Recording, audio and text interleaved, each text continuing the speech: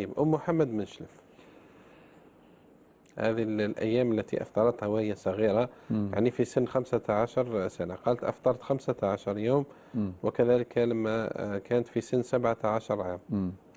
هو الشيء المؤكد يا الأخت أم محمد أنك ما فطرتيش هذه الأيام عمدا، أو بمعنى آخر بنية انتهاك حرمة رمضان. هذا المسنا في سؤالك، يعني ما كانش كنت صغيرة، وهذه ماهوش غير انت، يعني كثير من الناس هكذا حصل لهم هذا الشيء. يعني يقول لك كي كان صغير ما مرة يصوم مرة ما يصومش، مازال ما فهمش يعني فرضية الصيام كما يجب. هذا أمر موجود، ولكن عند الكثير أيضا يعني رمضان عنده حرمة خاصة في مجتمعنا خصوصا وفي أمتنا عموما.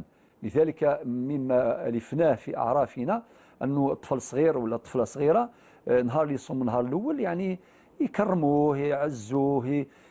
كاين اللي يوكلوا البيض والعشيه كيفطر على البيض ويطلعوه فوق القرمود. نعم. ربما هذه عادات موجوده في بعض موجودة. نعم. المناطق. بعض الصغار مثلك يا أم محمد حينما كنت صغيرة كليتي صمتي 15 يوم وفطرتي 15 يوم، الواجب عليك هو القضاء فقط.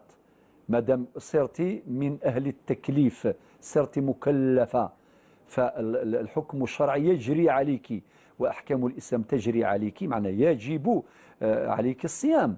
ولكن أنت فطرتي للأسباب التي ذكرناها للصغر، ربما ما عرفتيش قيمة وفرضية هذا الشهر الفضيل، فطرتي بهذه النية، فالحرج عنك مرفوع، والمطلوب منك تبرئة للذمة هو صيام قضاء تلك الأيام.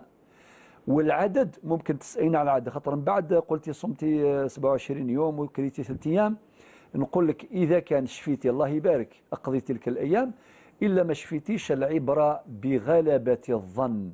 يعني إذا غلب على ظنك أنك فطرتي 3 أيام أقضي 3 أيام، غلب على ظنك فطرتي 15 يوم أقضي 15 يوم.